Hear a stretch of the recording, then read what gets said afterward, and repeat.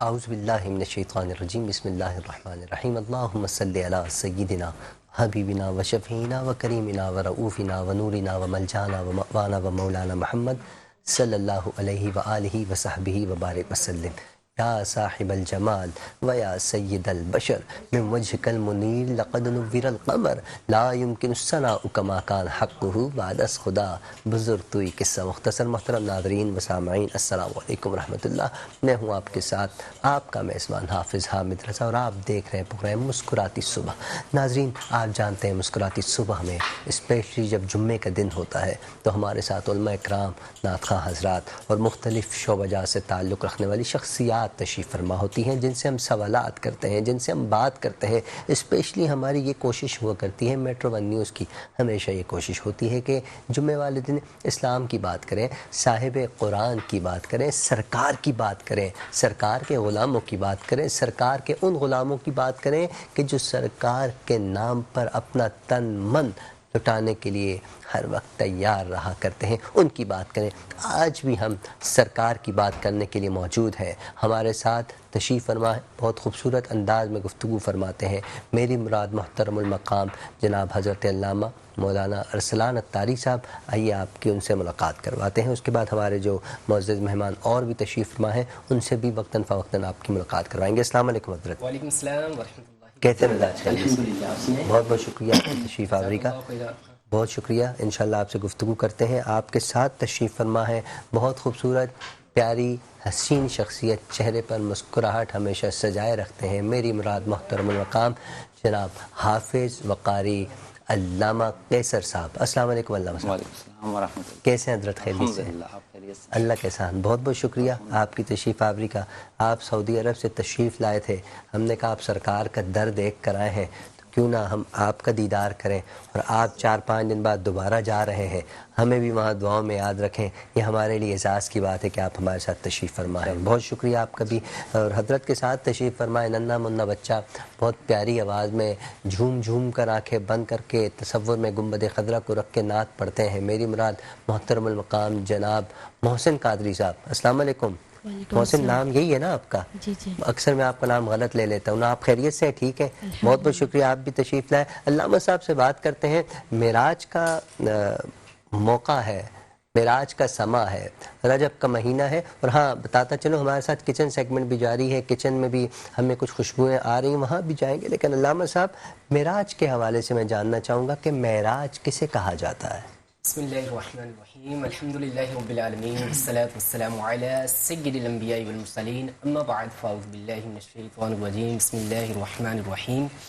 اگر لغت کے اعتبار سے دیکھا جائے معراج کے حوالے سے، وہ ایک سیڑھی کا نام دیا گیا ہے، یعنی کہ سیڑھی چڑھنے کے انداز میں لغت کے اعتبار سے دیا گیا ہے، لیکن اللہ رب العزت جل شانہ نے قرآن مجید فرقان حمید میں ارشاد فرمایا سبحان الذی اسری بعبدہ لیلا من المسجد الحرام الی المسجد الاقصی، پاک ہے وہ ذات جو اپنے خاص بندے کو مسجد حرام سے مسجد اقصی تک، یعنی اس آیت مبارکہ میں اللہ رب العزت جل شانہ نے حضور علیہ السلام کو مسجد حرام سے مسجد اقصی تک اور مسجد اقصی سے عرش معلی تک حضور علیہ السلام کو بلایا۔ اگر اس کی حکمت اور فضیلت کی بات کی جائے، حضرت انس رضی اللہ تعالی عنہ سے روایت ہے کہ رسول اللہ صلی اللہ تعالی علیہ وآلہ وسلم سے سوال کیا گیا یا رسول اللہ صلی اللہ تعالی علیہ وآلہ وسلم معراج کیا ہے اور اس میں حکمت کیا ہے؟ تو آپ صلی اللہ تعالی علیہ وآلہ وسلم نے کیا خوبصورت انداز میں ارشاد فرمایا۔ یہ صحابہ کے کیا انداز ہوتا تھا، ہم صحابہ کے بہت اچھا انداز ہوتا تھا، جب انہیں کوئی ڈاؤٹ فیل ہوتا حضور کی بارگاہ میں آ جاتے، حضور کی بارگاہ میں اگر سوال کرتے یا رسول اللہ صلی اللہ تعالی علیہ وآلہ وسلم اس حوالے سے ہمیں رہنمائی فرمائیے۔ تو حضرت رسول اللہ صلی اللہ تعالی علیہ وآلہ وسلم نے ارشاد فرمایا کہ معراج کی رات اللہ رب العزت جل شانہ نے مجھے بلایا اور مجھے خوشخبری سنائی۔ خوشخبری کیا سنائی؟ اپنی امت کی بخشش کے حوالے سے، آپ کی امت کو بخش دیا جائے گا، اور اس معراج کی رات اللہ رب العزت جل شانہ نے اپنا دیدار کروایا۔ دیدار سب سے کتنی بڑی بات ہے، اور حضور علیہ السلام کو اللہ رب العزت جل شانہ نے معراج کی رات 50 نمازوں کا تحفہ عطا فرمایا۔ تو کتنی بڑا معراج، تو اسی کا نام ہے نا، رب کا دیدار ہو گیا، یہ سب سے بڑی معراج ہے۔ بالکل، اچھا حضرت 50 نمازیں تو ہمیں ملی، 50 نمازیں ملی ہیں، پھر 50 سے ہوتی ہوتی ہمیں 5 تک ہمیں سلسلہ، میں چاہوں گا مختصر سے وقت میں اس کی بھی یہ بھی شیئر کیجیے گا۔ جی جی 50 حضور علیہ الصلوۃ والسلام جب پہلے آسمان پر گئے ملاقات۔ اچھا قطع کلامی معاف، ہم اسے کنٹینیو کریں گے لیکن ہمیں آواز آ رہی ہے کہ بریک لینا ہے، تو ہماری مجبوری ہے، بریک لینا ضروری ہے۔ ناظرین ملتے ہیں مختصر سے بریک کے بعد۔ ویلکم بیک ناظرین، آپ دیکھ رہے ہیں مسکراتی صبح، میں ہوں آپ کے ساتھ حافظ حامد رضا۔ ہمیں ابھی جوائن کیا ہے بہت خوبصورت شخصیت، بہت خوبصورت انداز میں گفتگو فرماتے ہیں، جنہیں میں بھی پسند کرتا ہوں، لاکھوں لوگ انہیں پسند کرتے ہیں۔ میری مراد محترم المقام جناب حضرت علامہ مولانا مفتی زاہد اسلم چشتی صاحب ہمارے ساتھ موجود ہیں۔ آئیے آپ کی ملاقات کرواتے ہیں۔ السلام علیکم حضرت۔ وعلیکم السلام۔ کیسے مزاج، خیریت سے؟ اللہ کا بڑا کرم ہے الحمدللہ۔ بہت بہت شکریہ آپ کی تشریف آوری کا۔ آپ سے گفتگو کا آغاز کرتے ہیں۔ ہمارے ساتھ علامہ صاحب موجود ہیں، ان سے میں نے پچھلے ہی بریک سے پہلے سوال کیا تھا، میں چاہوں گا اس کو کنٹینیو کرتے ہیں تاکہ پھر ہم مفتی صاحب کی طرف بھی بڑھیں۔ حضرت یہ کیا سلسلہ تھا، ارشاد فرمائیے گا پلیز۔ حضرت انس رضی اللہ تعالی عنہ سے روایت ہے کہ رسول اللہ صلی اللہ تعالی علیہ وآلہ جی جی حضرت انس رضی اللہ تعالی عنہ سے روایت ہے کہ رسول اللہ صلی اللہ تعالی علیہ وآلہ وسلم جب معراج سے لوٹے، آقا دو عالم صلی اللہ تعالی علیہ وآلہ وسلم جب معراج سے لوٹے تو حضرت موسیٰ کلیم اللہ علی نبینا علیہ الصلوۃ والسلام سے ملاقات ہوئی۔ جی تو حضرت موسیٰ کلیم اللہ علی نبینا علیہ الصلوۃ والسلام نے حضور علیہ الصلوۃ والسلام سے سوال کیا، یا رسول اللہ صلی اللہ تعالی علیہ وآلہ وسلم، اللہ تبارک و تعالی نے آپ کی امت پر کیا فرض کیا ہے؟ حضور علیہ الصلوۃ والسلام نے ارشاد فرمایا کہ اللہ تبارک و تعالی نے 50 نمازوں کا تحفہ عطا کیا، جس کا مفہوم۔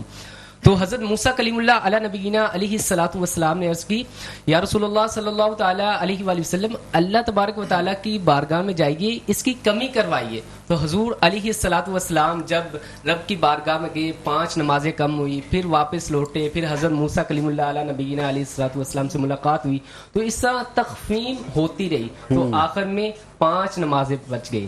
تو ہماری امت کا جو حال ہے وہ یہ ہے کہ 5 نمازیں بھی پڑھنا ان کے لیے بہت مشکل لگتی ہیں۔ بالکل۔ تو کوشش کریں آپ نماز کی پابندی کریں، اس سے انشاءاللہ آپ کے مسائل بھی حل ہوں گے۔ بالکل۔ علامہ کیسر صاحب، میں آپ کی خدمت میں عرض کروں گا، 5 نمازیں بھی ہم نہیں پڑھتے، ملی 50 تھیں، کیا سلسلہ تھا کہ 50 سے 5 ہو گئیں، وہ بھی ہم نہیں پڑھ پا رہے؟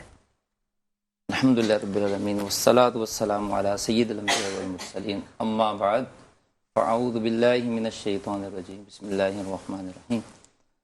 السلام علیکم ورحمۃ اللہ۔ حامد رضا صاحب آپ کے نہایت ہی مشکور ہیں کہ آپ نے مجھ ناچیز کو الحمدللہ یہ شرف عطا کیا، یہاں دعوت دی۔ جی جی۔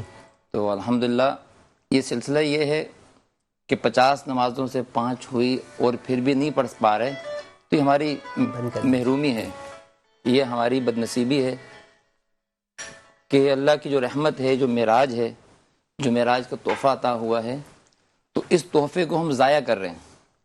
اور نماز نبی کریم صلی اللہ تعالی علیہ وآلہ وسلم کی آنکھوں کی ٹھنڈک فرمایا گیا ہے، سبحان اللہ، اور ان کی آنکھوں کو ہم تکلیف دے رہے ہیں، اور تحفہ معراج کو ہم ضائع کر رہے ہیں۔ اللہ، اور اللہ تبارک و تعالیٰ کی رحمت تو یہ ہے کہ تحفہ 50 کا دیا گیا ہے، اگر ہم پڑھیں گے 5 تو رب کی قدرت یہ ہے کہ ثواب 85 کا ملے گا، 85 کا ثواب عطا ہوگا۔ لیکن ہماری محرومی اور بدنصیبی کہیے سے کہ ہماری یہ امت جو ہے یہ اس سے محروم ہے۔ اللہ، یہ 5 نمازیں پڑھنے کی بھی انہیں توفیق نہیں، اللہ تعالیٰ توفیق عطا فرمائے سب مسلمانوں کو کہ یہ 5 نمازیں با جماعت ادا کرنے کے پابند ہو جائیں۔ بالکل۔ اور نماز کی کتنی فضیلت ہے آپ سب جانتے ہیں، بالکل، کہ جو شخص بھی نماز پڑھتا ہے اور نماز کے بعد فوری اسے سکون ملتا ہے، فوراً۔ بے شک، ایسا نہیں ہے کہ آپ دنیا کا کوئی کام کریں، ابھی آپ تسبیح پڑھیں، وظیفہ پڑھیں، کوئی بھی ذکر کریں گے تو اس کا رزلٹ بعد میں آتا ہے، لیکن نماز واحد ایسی عبادت ہے کہ جس کا رزلٹ اسی وقت آ جاتا ہے۔ سبحان اللہ۔ آپ حج پہ جائیں، آپ حج کریں گے تو 5 دن حج میں لگتے ہیں آپ کے، ان 5 دنوں کی آپ کو تھکاوٹ بہت ہوگی، اس کے بعد آپ کو ایک قلبی کیفیت آپ کی وجدانی پیدا ہو جائے گی۔ بے شک۔ عمرہ کریں گے، عمرے میں آپ کے صرف 2 گھنٹے لگتے ہیں، لیکن عمرے کے بعد آپ زیادہ بھی لگتے ہیں، ہاں 3 بھی لگ سکتے ہیں، وہ بندے کے اوپر ہے، جس طرح کا بندہ مطلب جو نا عمر کے حساب سے ہے، جی جی، لیکن جو ہے عموماً 2 گھنٹے لگتے ہیں۔ جو نوجوان آپ کے جیسے ہوں ماشاءاللہ، جو مفتی صاحب جیسے ہوں گے تو 2 گھنٹے کا عمرہ مکمل ہو جاتا ہے، جی۔ لیکن عمرہ کے مکمل ہونے کے بعد جو ہے انسان کے اندر ایک اللہ تعالیٰ کی طرف سے ایک روحانیت داخل ہوتی ہے، لیکن وہ 2 گھنٹے کے پروسیس کے بعد اس کو پتہ چلتا ہے کہ جو نور اسے ملتا ہے، جو روحانیت، جو اسے تازگی ملتی ہے ایمان کی، لیکن جو ہے نماز ایسی چیز ہے کہ مختصر آپ پڑھیں گے فوراً ہی آپ کو اس کا رزلٹ آ جائے گا۔ واہ واہ، بہت خوب آپ نے عمرے کی بات کی۔ میں اپنے ناظرین کو بھی بتاتا چلوں، ہمارے اس سیگمنٹ کو جو ہے اسپانسر کیا ہے فیض طیبہ ٹریول والوں نے۔ فیض طیبہ ٹریول والوں کا کہنا ہے کہ ہم عمرہ بھی کراتے ہیں، ثواب کی نیت سے کراتے ہیں، کمانے کی نیت سے نہیں کراتے۔ ہم ان کے لیے بھی دعا کرتے ہیں کہ اللہ پاک ان کے رزق میں بھی برکت عطا فرمائے۔ علامہ مفتی زاہد صاحب موجود ہیں۔ مفتی صاحب، میں چاہوں گا روحانیت کا کتنا گہرا تعلق ہے معراج سے، ارشاد فرمائیے گا۔ بسم اللہ الرحمن الرحیم، نحمده ونصلی علی رسوله الکریم، اما بعد فاعوذ باللہ من الشیطان الرجیم، بسم اللہ الرحمن الرحیم۔ سب سے پہلے تو آپ اس بات کو سمجھیں کہ روحانیت کا مطلب کیا ہے، روحانیت کیا چیز ہے، بالکل، تاکہ آگے بڑھ کر بات سمجھنے میں آسانی ہو۔ جی، دیکھیں کہ مذہبی نقطہ نظر سے روحانیت کسے کہتے ہیں؟ کہتے ہیں کہ انسان جب عبادات اور ریاضات کے ذریعے طہارت اور پاکیزگی کے ان سارے معاملات کو نمٹتے ہوئے اس منزل تک پہنچ جائے جہاں پہنچنے کے بعد انسان کا ظاہر بھی پاک ہو جائے اور انسان کا باطن بھی منور ہو جائے۔ اچھا، روحانیت کا سب سے بلند مرتبہ جو ہے وہ ہے اللہ کی رضا۔ اللہ کی رضا، سبحان اللہ کی رضا کے علاوہ کچھ بھی حاصل نہیں ہو سکتا۔ اللہ کی رضا جب ہوگی تو انسان روحانیت کی تمام تر منازلات تک پہنچ جائے گا۔ اچھا، ذہن میں رکھیں کہ جتنے بھی مذاہب ہیں اس کائنات کے اندر، ہر مذہب والوں نے اس روحانیت کو مانا ہے، جانا ہے، پہچانا ہے۔ اس کے نام الگ الگ ہیں، لیکن تمام تر مذاہب روحانیت سے اپنا عقیدہ اور لگاؤ رکھتے ہیں۔ اور آپ نے جو بات کی ہے کہ معراج کا تعلق روحانیت سے کیا ہے، اصل میں یہاں پر ایک سوال ہے، بہت بڑا سوال ہے۔ میں ایک جملے میں بات کروں گا۔ بات تو یہ ہے کہ آقا نامدار امام الانبیاء نبی پاک علیہ الصلوۃ والسلام نے جو معراج کی تھی، وہ آپ کی جو معراج تھی وہ روح سے تعلق رکھنے والی تھی یا جسم سے تعلق رکھنے والی تھی؟ واہ واہ واہ، کیونکہ انسان کے اندر جو ہے نا 2 چیزیں ہیں، انسان کے 2 مادے ہیں، 2 چیزیں ہیں۔ نمبر 1 ظاہر ہے، نمبر 2 باطن ہے۔ اچھا، ظاہری اعضاء جو ہیں ان کا تعلق ہوتا ہے انسان کے ظاہری جسم سے۔ اچھا، جو اندر کے معاملات ہوتے ہیں ان کا تعلق ہوتا ہے انسان کی روح سے۔ اب سوال تو یہ پیدا ہوتا ہے کہ ہمارے نبی صلی اللہ علیہ وسلم نے جو معراج کی تھی، کچھ لوگ یہ کہتے ہوئے نظر آتے ہیں کہ جی یہ کیسے معراج ہے یا کس طرح ہوگا، یہ عقل ہی نہیں مانتی۔ تو میں کہتا ہوں کہ عقل ہوگی تو مانے گی، کیونکہ معجزہ تو کہا ہی اس کو جاتا ہے جو عقل میں نہ آئے، جو عقل میں آ جائے وہ معجزہ نہیں رہتا۔ اور معجزہ اللہ رب العالمین نے کسی نبی کو 1 2 3 متعدد مطلب تعداد میں عطا فرمائے۔ میرے نبی امام الانبیاء نبی پاک علیہ الصلوۃ والسلام کی جب باری آئی، اللہ نے سر سے لے کر پاؤں تک سراپا معجزہ بنا کر بھیجا ہے۔ سبحان اللہ۔ اچھا، یہ بات تو بالکل ذہن سے ہٹا دے کہ جی ہماری سمجھ میں نہیں آ رہا، کیونکہ معجزہ کہا ہی اس کو جاتا ہے جو عقل میں نہ آئے، سمجھ میں نہ آئے۔ لیکن جب حضور کی محبت کی بات آئے تو کہتے ہیں عقل قربان کن بپیش مصطفیٰ۔ حضور کی محبت میں سب چیزوں کو قربان کر دینا، یہ عشق ہے، یہ محبت ہے، یہ ایمان ہے، یہ علامت ہے۔ اچھا، اب ہمارے نبی نے کون سے معراج کی؟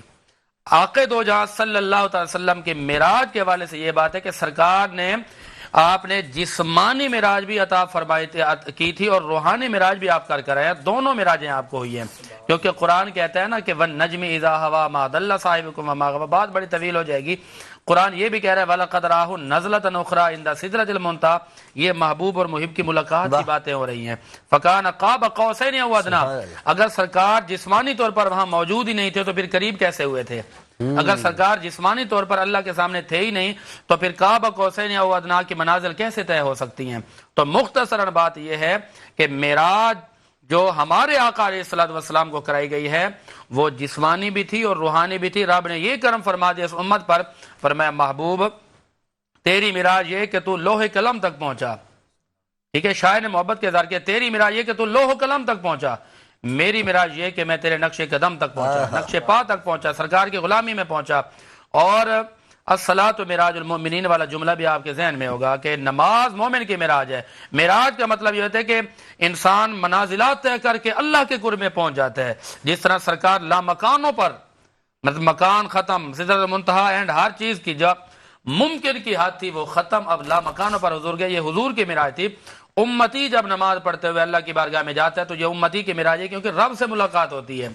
फिर यहाँ पर मैं आपके प्रोग्राम के तवज्जुह से एक बात जरूरी समझता हूँ, क्योंकि हम अपने मेन सवाल, मेन पॉइंट की तरफ भी जाएंगे कि लोग कहते हैं कि तसव्वुफ या रूहानियत या पीरी मुरीदी क्या है। मैं आपको एक नुक्ता दे देता हूं, उसको समझ ले तो हर बंदे को समझ आ जाएगा।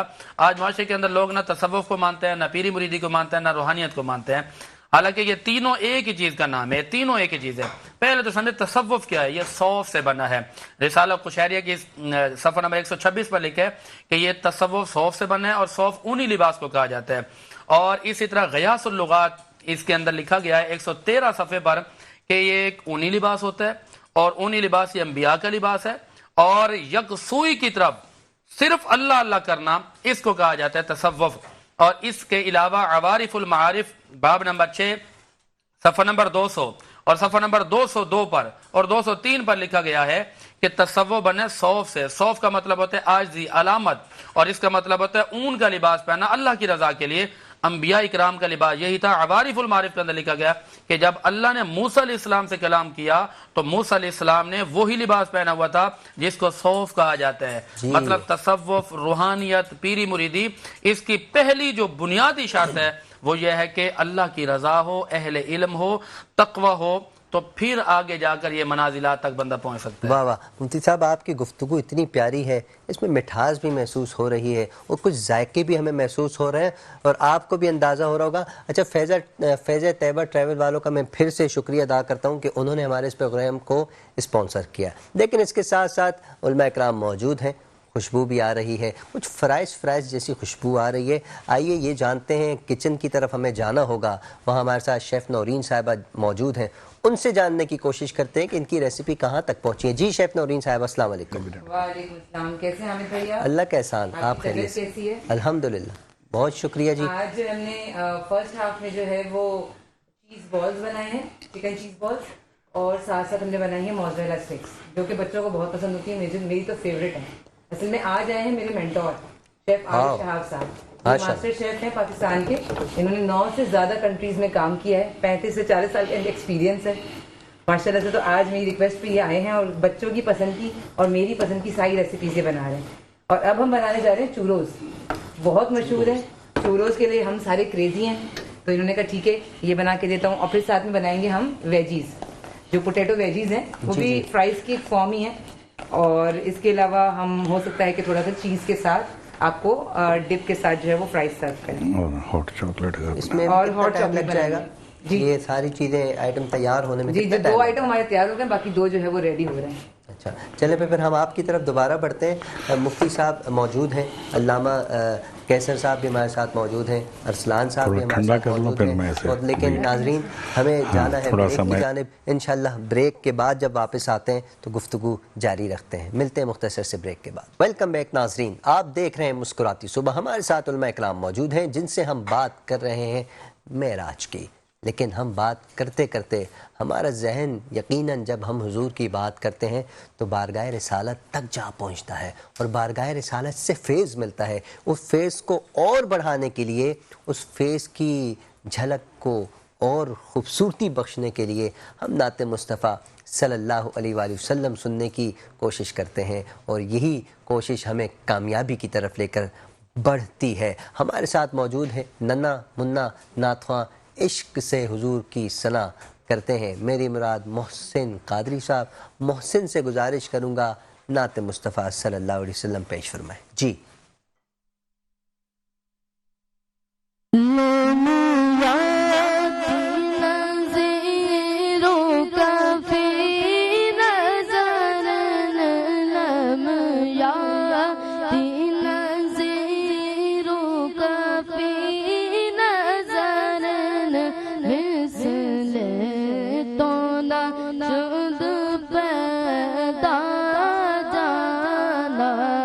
Miss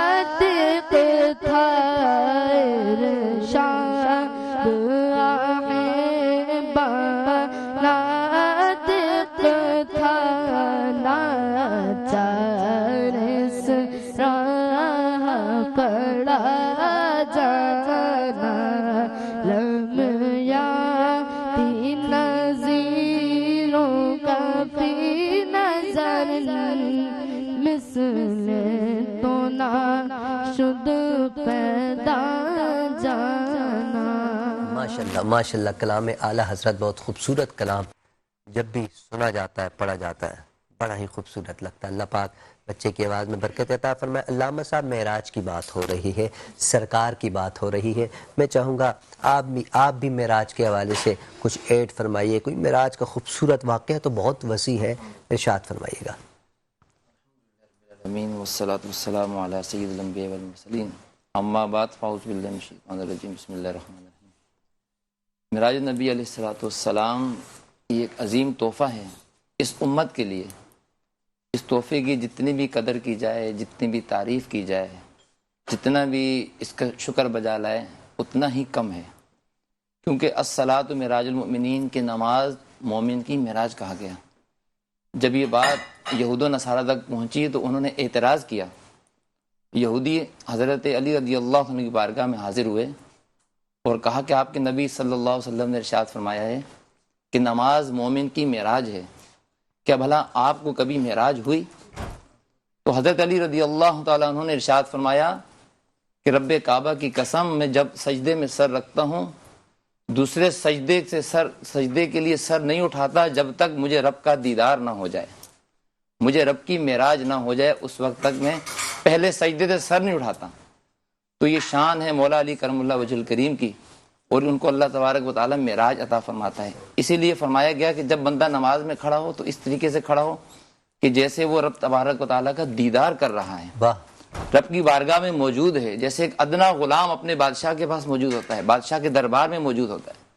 اور اگر یہ تصور نہیں باندھ سکتا تو کم از کم پہلے تصور تو یہ کہ وہ یہ سمجھے کہ میں رب کو دیکھ رہا ہوں، رب کا دیدار کر رہا ہوں، یہ اول درجہ ہے۔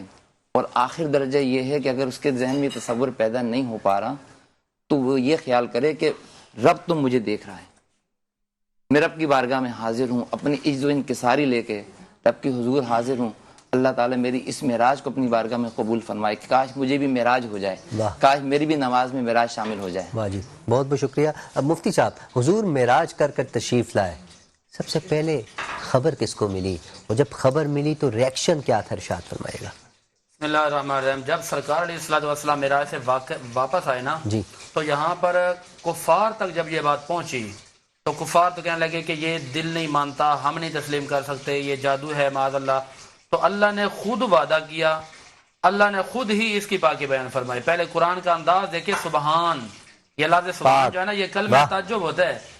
کسی بھی بات، کسی بھی واقعے کو مزید پختہ اور پکا اور اس کے اندر ابہامات کو دور کرنے کے لیے عربی زبان میں لفظ سبحان لگایا جاتا ہے. سبحان اللہ. اور جب اللہ نے لفظ سبحان لگا دیا تو اس کا مطلب یہ ہے کہ اس کے اندر شک کی گنجائش ہی نہیں ہے. اچھا، دوسری بات یہ ذہن میں رکھنا کہ میرے آقا امام الانبیاء نبی پاک علیہ الصلوۃ والسلام نے یہ نہیں فرمایا کہ میں نے کی ہے، رب نے فرمایا کہ محبوب کو میں نے کروائی ہے. پاک ہے وہ ذات جس نے سیر کرائی اپنے بندے خاص کو. اللہ قادر ہے نا، اللہ ہر چیز پر قادر ہے. ان اللہ علی کل شیء قدیر. اللہ پاک ہے، سبحان ہے کہ اللہ نے انسان کو طاقت دی کہ انسان سالوں کا سفر مہینوں میں، مہینوں کا ہفتوں میں، ہفتوں کا دنوں میں، دنوں کا گھنٹوں میں، گھنٹوں کا منٹوں میں، اور منٹوں کا سیکنڈوں میں کر رہے. اور جب رب قادر ہے ہر چیز پر، رب فرما رہے کہ میں نے سفر کروایا، تو پھر کسی کا کوئی اعتراض بنتا نہیں ہے. میں چاہتا ہوں کہ موقع میرے لیے غنیمت ہے. یہاں پر اہم ترین مسئلہ حضور نے آ کر بتایا کہ میں معراج کر کے آیا. کفار کہتے ہیں کہ جی عقل نہیں مانتی، سب سے پہلے بھاگ کر ہے صدیق اکبر رضی اللہ تعالیٰ.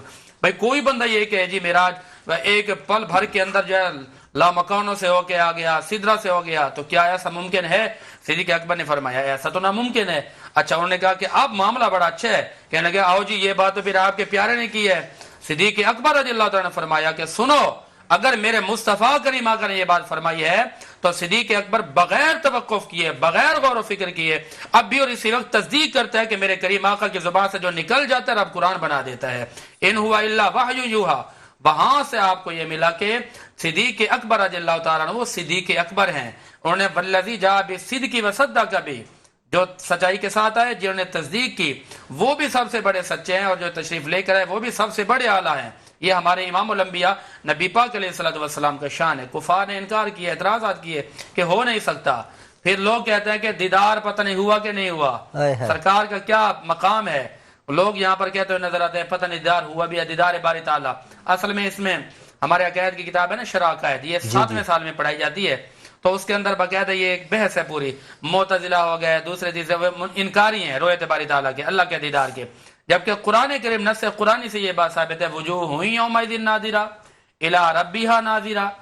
جب قیامت کے دن ہوگا اللہ مومنین کو جب اپنا دیدار کرا سکتا ہے، تو کیا امام الانبیاء کو دیدار نہیں ہوا؟ سرکار سے پوچھا حضور دیدار ہوا. قرآن کہتا ہے تم ایک مرتبہ دیدار کی بات کرتے ہو، وَلَقَدْ رَآهُ نَزْلَةً أُخْرَىٰ، کہ محبوب کو تو 2 بار دیدار ہوا ہے.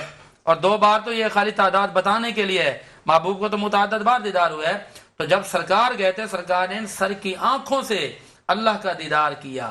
یہ ایک حدیث پاک روایت لے آتے ہیں کہ سوشل میڈیا کے دور ہے نا، کہتے ہیں دیکھیں جب میں عائشہ سے پوچھا کہ دیدار ہوا کہ نہیں ہوا. یہاں پر اس کی توجیحات ہیں، یہاں پر اس کی تطبیقات ہیں. ایک بات تو یہ ہے کہ یہ ممکن ہے کہ یہ روایت اس وقت کی ہو جب معراج ہوئی نہ ہو. تو سرکار علیہ الصلوۃ والسلام خود فرما رہے ہیں کہ میں نے اللہ کو دیکھا ہے اور ان سر کی آنکھوں سے دیکھا ہے. یہ ہمارا جو آج کا موضوع ہے، روحانیت اور معراج. یہ اس میں دونوں مسئلوں کو سمجھنا بہت ضروری ہے کہ روحانیت کیا ہے، معراج کیا ہے. ہمارے آقا کو جسمانی بھی معراج ہوئی ہے، روحانی بھی معراج ہوئی ہے. آج جب آپ اگر وقت ہوگا تو میں آپ کو روحانیت پر مزید بتاؤں گا. بالکل، ہم کچن کی طرف بڑھتے ہیں. کچن میں شیف نورین صاحبہ، ان سے جانتے ہیں کہ ان کی ریسیپی کہاں تک پہنچی. جی نورین صاحبہ. جی، ہم نے چوروز کے لیے پہلے پیسٹ بنایا. شیف بتائیے گا پیسٹ کیسے بنایا ہم نے؟ سب سے پہلے ہم نے اس میں آئل پانی ڈالا، اس میں بٹر ڈالا، شوگر ڈالی، پھر ہم نے اس میں میدا اور کارن فلور ڈال کے اس کا ایک بیٹر بنایا. بیٹر کو پھر ہم نے اپنے پائپنگ بیگ میں ڈال کے نوزل کے ساتھ پھر ہم نے کچھ اس طرح کی شیپ نکالی ہے.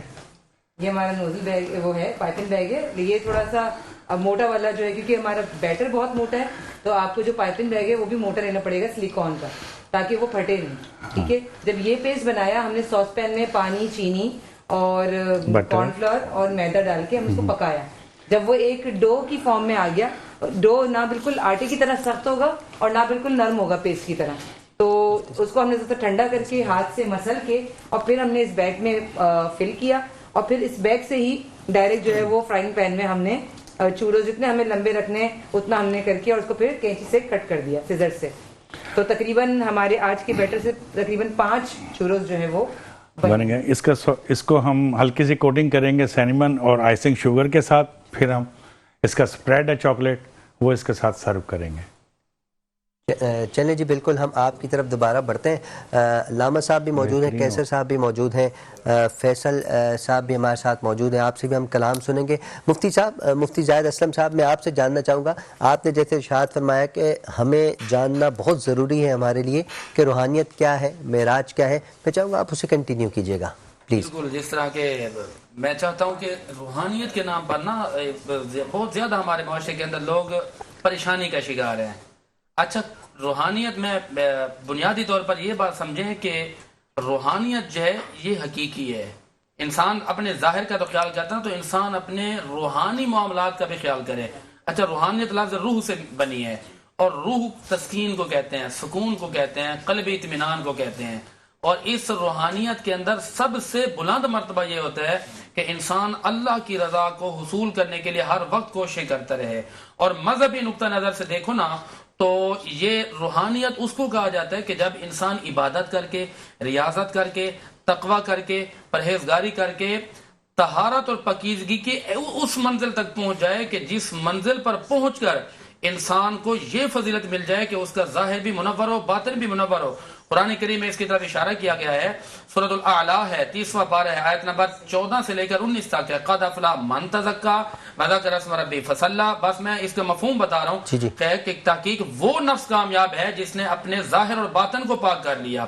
اور پاک کیسے ہوتا ہے؟ وہ اللہ کے ذکر کے ذریعے ہوتا ہے. اور وہ اس طرح پاک ہوتا ہے کہ جب انسان کا مقصد دنیا کی زندگی نہ ہو بلکہ آخرت ہو. اور اس کے علاوہ قرآن کریم کے سورۃ الاحزاب کے اندر بھی موجود ہے. قرآن نے جا بجا یہ بات بتائی کہ اگر آپ اپنے روح کو پاک کرنا چاہتے ہیں, کامیابی حاصل کرنا چاہتے ہیں, فسبحان اللہ حین تمسون و حین تصبحون آمنوا اذکروا اللہ ذکرا کثیرا الذین آمنوا وتطمئن قلوبهم بذکر اللہ سیجعل اللہ مع الذین آمنوا. اس کا پورے کا مفہوم ایک جملے کے اندر یہ ہے کہ جب انسان کا تعلق, قلبی تعلق میرے رب سے مضبوط ہو جاتا ہے تو اس کے روح جو اندر کے معاملات ہیں, باطن کے معاملات ہیں, وہ پاک اور صاف اور شفاف ہو جاتے ہیں. جب بندہ اس منزل پر پہنچ جاتا ہے تو پھر رب فرماتا ہے کہ بندے تو جب عبادات اور تقوی کے ذریعے اس منزل پر پہنچ جائے, میں اللہ تیری آنکھیں بن جاتا ہوں, ہاتھ بن جاتا ہوں, کان بن جاتا ہوں. یہ سادہ سا مفہوم ہے روح کا اور روحانیت کا. اچھا, لوگ کنفیوژن کا شکار یہ ہیں, کہتے ہیں, کچھ لوگ کہتے ہیں کہ روحانی علاج کروائیں نہ کروائیں. روحانی علاج میں کوئی شک نہیں ہے. ہمارے خود آقا نے کیا روحانی علاج.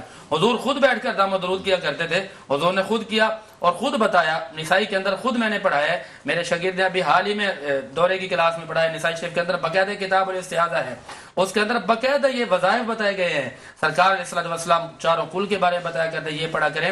تو یہ پڑھنا درست ہے, دم درود کروانا درست ہے, لیکن کروائیں ان سے جو اہل علم ہوں, جو تقوی والے ہوں, پرہیزگاری والے ہوں, علم سے بڑی گہرا مطالعہ رکھتے ہوں. تو جب آپ یہاں تک پہنچیں گے تو روحانی علاج کرانے میں کوئی قباحت نہیں ہے, لیکن روحانی علاج انہی سے کروائیں جو اہل علم. بالکل, بہت خوب مفتی صاحب, یہ آپ نے ہمارے دل کی بھی بات کی, سب کے دل کی بات کی, آپ کا شکریہ.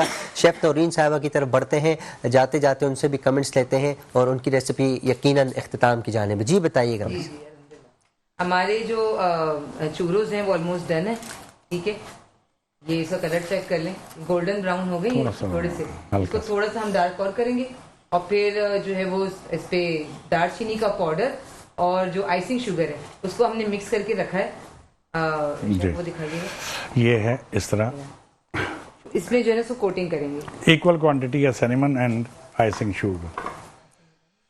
ڈن ہے. اس کو ہم یہ نکال رہے ہیں.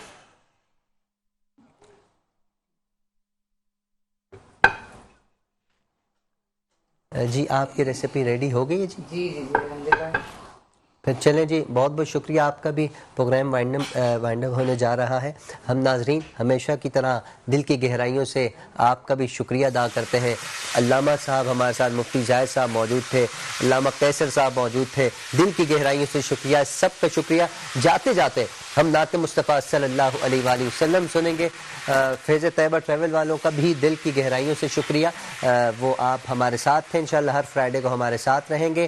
میں اپنی جانب سے اجازت چاہوں گا اور انشاءاللہ پروگرام کا اختتام نعت مصطفیٰ صلی اللہ علیہ وآلہ وسلم سے فیصل صاحب سے گزارش کروں گا نعت مصطفیٰ صلی اللہ علیہ وسلم پیش فرمائے. جی فیصل صاحب. نبی کا لب پر جو ذکر ہے بے مثال آیا کمال آیا جو ہجر طیبہ میں یاد بن کر سوال آیا کمال آیا عمر کی جرات پہ جاؤ قربان کہ جس سے شیطان بھی ہے لرزاں عمر کے آنے سے کفر پر جو زوال